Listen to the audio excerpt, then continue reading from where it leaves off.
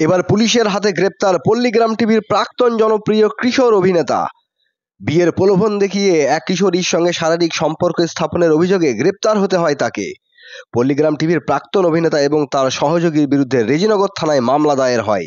Police অভিযান চালিয়ে সোমবার গভীর রাতে বাহাদুরপুর এলাকার একটি হোটেল থেকে অভিযুক্ত এই দুইজনকে গ্রেপ্তার করে।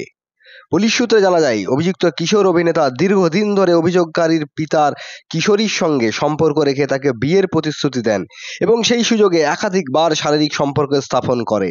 পরবর্তীতে সেই প্রতিশ্রুতি থেকে পিছিয়ে আসায় তরুণীর পরিবার আইনের সাহায্যের আশ্রয় নেয় এবং থানায় লিখিত অভিযোগ দায়ের করে। অভিযোগের ভিত্তিতে দ্রুত পদক্ষেপ নিয়ে রেজিনগর থানার পুলিশ গোপন সূত্রে খবর পেয়ে অভিযুক্তদের অবস্থান চিহ্নিত করে এবং গভীর রাতে হানা চালিয়ে রাতেই হোটেল থেকে তাদের আটক করে। মঙ্গলবার ওই কিশোর অভিনেতা ও তার সহযোগীকে বহরমপুর জজ আদালতে তোলা হয়। ঘটনাটিকে কেন্দ্র করে এলাকায় চাঞ্চল্যের সৃষ্টি হয়েছে।